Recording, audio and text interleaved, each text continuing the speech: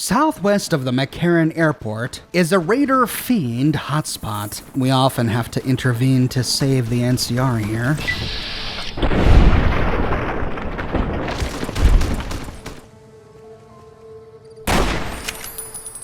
Once the area is clear, if we head south down the road, we discover the Basin Creek building off to the west. This appears to be a ruined pre-war corporate building. Just inside the entrance, we find 2 cola machines. The receptionist desk is completely covered in rubble from the ceiling above, and the room behind the counter is blocked in with even more rubble. So that means the only way we can go is to the south. We find a copy of True Police Stories inside the cubbyhole of a side table, but then Cass and Eddie pick up danger on the other side of this door. Heading through the door, we find a giant ant.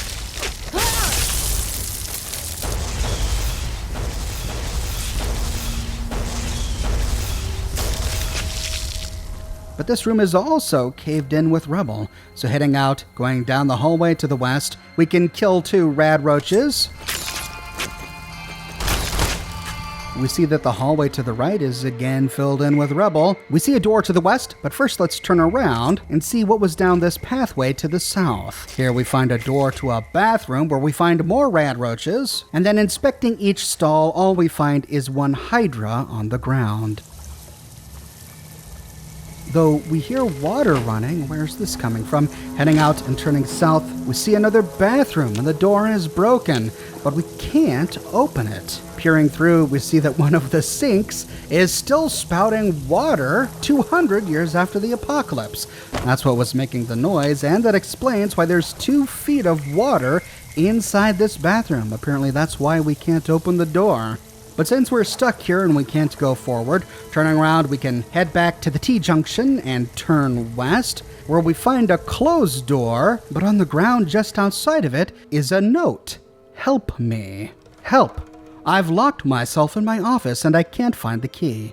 Please call the police.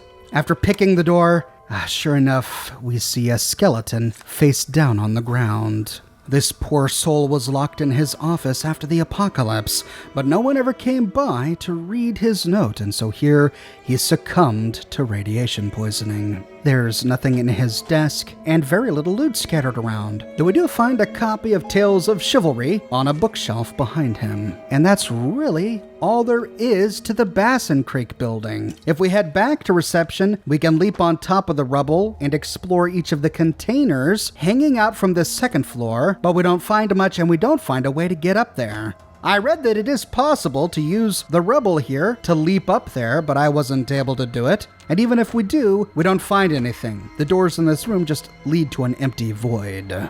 So what's the deal with the Basin Creek building? Well, we learned from Josh Sawyer, one of the developers at Obsidian who made Fallout New Vegas, that the Basin Creek building is an elaborate inside joke. He told us about the inside joke during a live stream on Twitch, a recording which I'll link to in the description below. During that stream, he said that inside the Basin Creek building, we find a number of things that happened to Obsidian's real office while they were producing Fallout New Vegas. For example, if we head outside the Basin Creek building, we find a car pressed up against the side of the building, crushing its windows. That's there because the real Obsidian office was right next to a freeway, and one day, everyone in the building felt a huge rumble, and they raced downstairs only to discover that a car had flown off the freeway and landed inside their building. Their office also had a bathroom that constantly flooded, which is why we find a bathroom here with a flooding sink and 2 feet of standing water.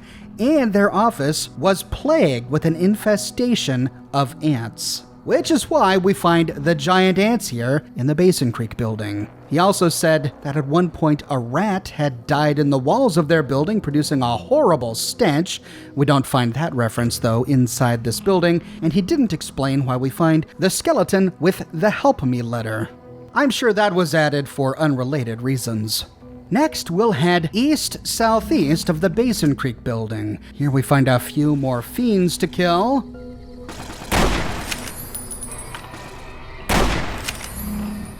Continuing down the road, we find a large office building with a wrecked car blocking the main door. We can't get in this way, so heading around to the other side of the building, we get attacked by more fiends.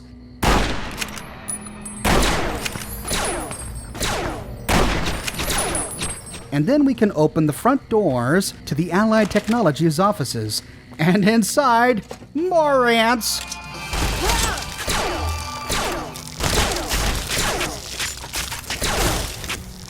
Time for some get even. With the ants dead, we can head into an eastern room. We don't find much here until we head to the southwestern corner. Here we find the office of a Sunset Sarsaparilla cola addict. On his desk, we find some Sunset Sarsaparilla bottle caps, none of which were stars, interestingly. And in the corner of his cubicle, we find a bunch of empty soda bottles. Oh, wait a minute. Oh, look at that. 2 Sunset Sarsaparilla star bottle caps. Of course. Heading out of this office, we can move through the door to the north. One part of this hallway is blocked, so heading west, we see that the northern side of this hallway is blocked, so heading into the southwestern room, we can be rid of the remaining ants. This room had a reception desk, but the terminal is broken. Error. Primary power source unavailable. Check all cords and plugs for connection. So nothing on this terminal. Exploring in a counterclockwise fashion, we find another copy of Tales of Chivalry at the bottom of a bookcase, and 3 more cola machines to loot. And on the ground next to these machines, we find a copy of Tales of a Junktown jerky vendor. There is another terminal on a table here, but this is also broken. And that's it for the Allied Technologies offices. From here, we'll head around to the other side of the building and then follow the road outside McCarran back west towards the Basin Creek building. From there, if we turn north towards Vegas, we pass by a number of ruins until we reach the Elray Motel. Here, we often find more fiends fighting the NCR.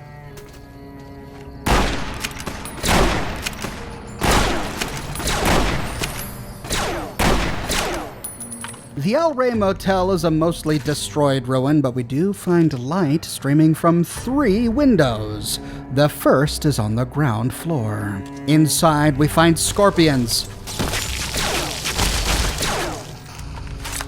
But no body, at least not yet. We find some vodka in a cabinet, and then turning around, we find a table upon which is a threatening note. The note reads, "Your debt still remains unpaid. We have warned you twice. There will not be a third warning, only consequences. You have 1 day." Perhaps this threatening note can explain the scorpions. After all, we don't usually find scorpions inside hotel rooms. Perhaps whoever wrote this note put them here to kill whomever owed the money. Nearby, we find a bed. At the foot of the bed, a duffel bag, and inside the duffel bag, some ammunition and some turbo. And then, heading towards the bathroom, we find the corpse of a wastelander. Alas, this must be the man who owed the money. And instead of taking the threat seriously, he stayed in his room, only to be murdered by the assassin scorpions. Heading outside, we can next climb a staircase to the 2nd level. Here we only find 2 functional doors. The first on the left side is locked with a very easy lock, and inside...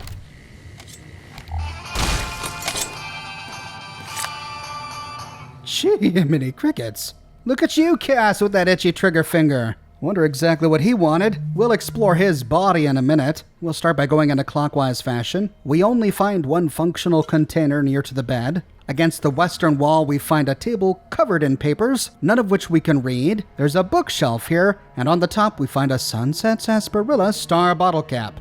The man we killed was a crazed chem addict. Perhaps that's why he attacked us as soon as he saw us. We find the bust of a mannequin here, and then moving into the bathroom, we don't find anything. Aside from the Christmas lights at the top of this room, that's it. So heading back out to the balcony, we can face west and enter the 3rd and final room, which is also locked with a very easy lock. On the other side, we don't find any enemies, though we do see signs of foul play. There is blood spatter on a wall next to a bed, and turning south, we find a Nuka-Cola Victory, a very rare beverage on the West Coast, one of only 10 in the Mojave Wasteland. And lying on the ground next to it is its former owner, a dead wastelander, with medics on his inventory.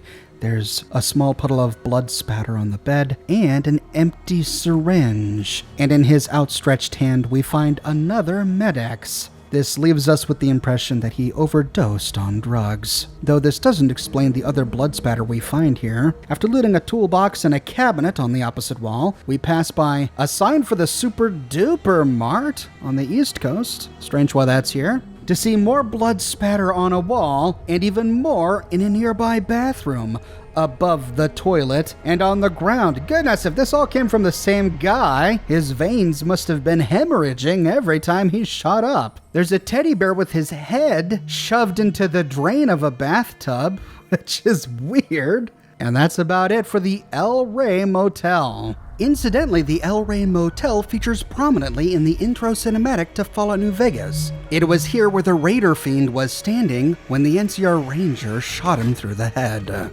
There is one final location I wanted to explore today. From the Elray Motel, we can turn west, then round the corner to the south. We can turn around to admire this beautiful Elray neon motel sign. We can loot the corpse of an NCR soldier who sadly died doing his duty. And then move off towards the southwest. We see 3 smokestacks coming from a factory to the southwest. But first, our compass tells us that enemies inhabit this ruined building. Creeping by it, we don't see anyone inside. But as we approach the factory... Shh. We're hunting. Shh. One hanging out by it. Moving west, we can climb a ramp on top of a platform. I don't need this right now. One hanging out here. Then turning north. Who's there? Got him. Still a few more on our compass. And as the sun rises to the east, another comes from around a corner. Peering off to the northwest, we find another. Our compass shows at least one more, but he's far away. For now, we'll turn around and explore this big brick building with 3 smokestacks. What could be inside? Outside, we find a door leading to New Vegas Steel. And as soon as we enter... Maybe I should switch to a squirt gun.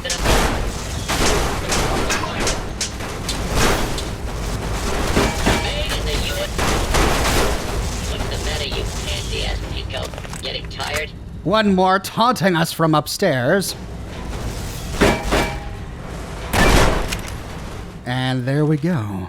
Did you hear what Cass said, though? She said maybe I should switch to a squirt gun. Interesting foreshadowing for Nuka World. Just now noticed that.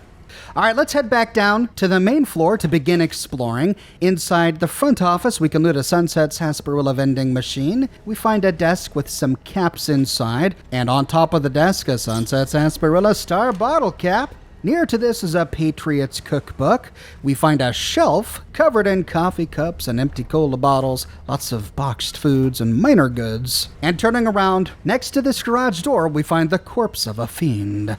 I think we know exactly how he died. But inside some boxes nearby, look at this, we hit the jackpot. A copy of Fixin' Things Programmer's Digest and Tales of Chivalry. On the second table here, we find a still functional terminal. New Vegas Steel. Factory automation test in progress. Current test time, 204 years. Goodness. These robots have been online the entire time.